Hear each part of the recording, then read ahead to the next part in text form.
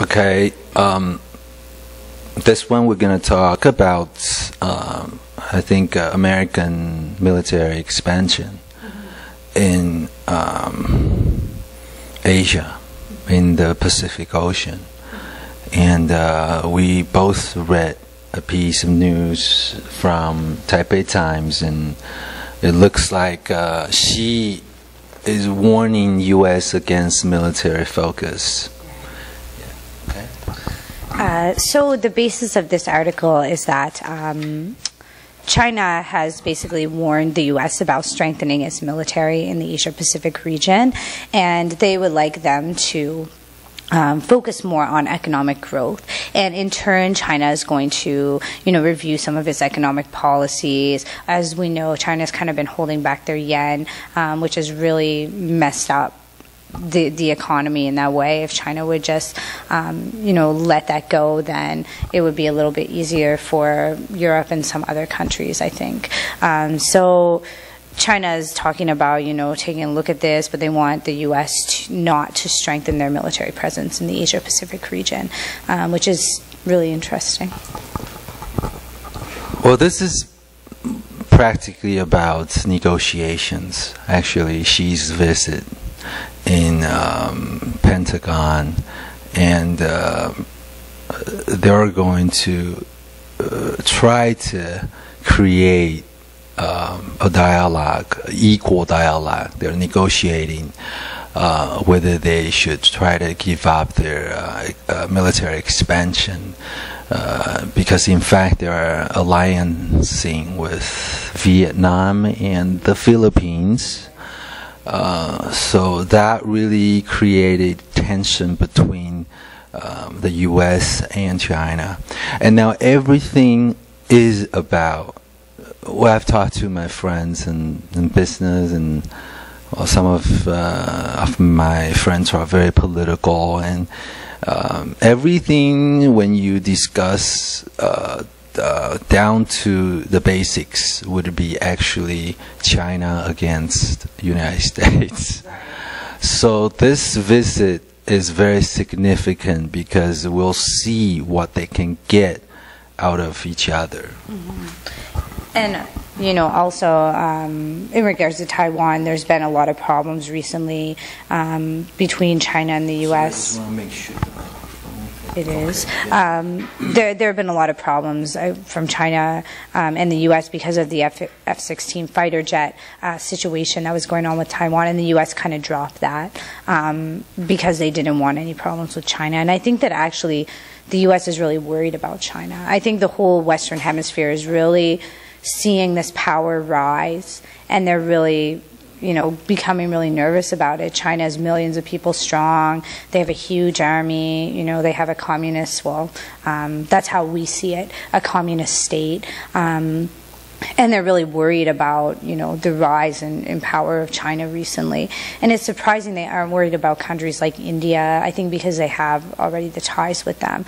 But at the end of the day, I think that a lot of people will be worried, why is China saying, don't put so much military focus on this? What does that mean for the United States? Does that mean that China's trying, somehow behind the scenes to bolster its army, while the United States isn't putting a military presence in Southeast Asia? That's something that I think a lot of Western people worry about, because what we've heard of China is very different than the reality. My family back home, a lot of them think, number one, I just live in China. They don't know that Taiwan's another place. And number two, they're terrified of China, and they don't really know anything about it, to be honest. They've just seen what they've seen on the news, and the Western media is so sensational that, something like this could hit the news and people will just start to panic. Right, that's why there are going to be protests in front of the White House. I'd like to read one of the paragraphs. Here it says, in a written interview with the Washington Post, Xi Jinping said that the Pacific Ocean had ample space for both China and the U.S., but insisted that Asian countries were concerned foremost with economic prosperity. And I think that's pretty true, that most developed nations or developing nations don't want wars. Right. And Xi is trying to make this a peaceful talk, implying U.S. do not expand their military power in the Asian Pacific oceans. And so, the largest debt owner of the U.S. bond is China, so they do have the bargaining power here. They do. I wonder if a little bit of the worry in regards to this is coming from China's side about these islands and about the natural gas that's in the area surrounding Taiwan, Japan, and China. That and Vietnam, there's some issue there as well. They want to take care of this on their own. They want it to be like something that the Asia-Pacific region takes care of by itself. They don't want a U.S. military power there, because then that means that the U.S. gets involved in this dispute between China, Taiwan, and Japan about these islands and about this natural gas resource, that there's going to be, that could very well lead to some sort of disagreement between the two countries, and they don't want that.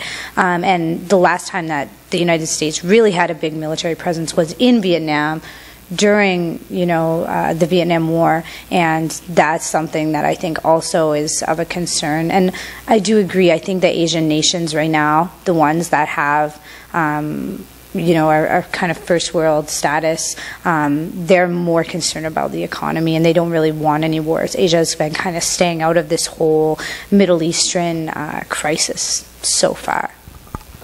Well, I think developing nations like Vietnam and the Philippines are looking for the benefit, what they can profit from this whole tension between the two countries, and they'll do anything actually to their benefit.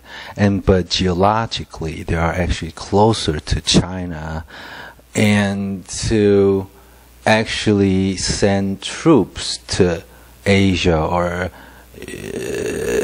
create stations in Asian countries is a lot of expenditure. So that can also stir up a lot of the topics within the United States. So I'm pretty sure the United States will handle this discreetly. What do you think will be the outcome of these talks? Do you think that the United States will back down? Previously in history, it's kind of shown that the United States never really backs down from things.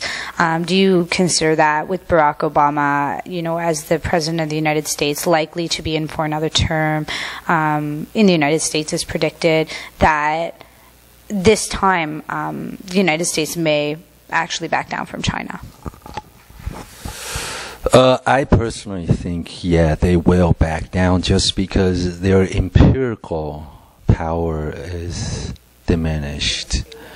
It's fading, and because they are having so much foreign debts, and also domestically they are having protests, and people just they have basically 1/4 of the population actually under the poverty line, and that's a big problem for domestically for the States. And China, for the past century, people have been used to actually poverty. It's just the recent decades they are becoming richer. So the Americans have used to basically at least a century of wealth. So the people don't want wars. They just want Anything else to say before we end? I hope that in the next 10 years that China will start to align itself with other Western nations, such as Canada,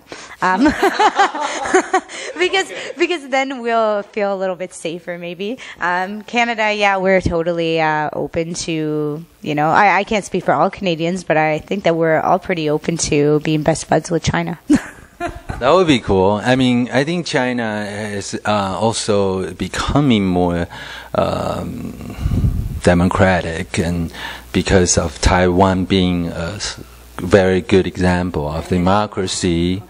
Hong Kong is a colony, more of a colony. They have a democracy, but Taiwan is.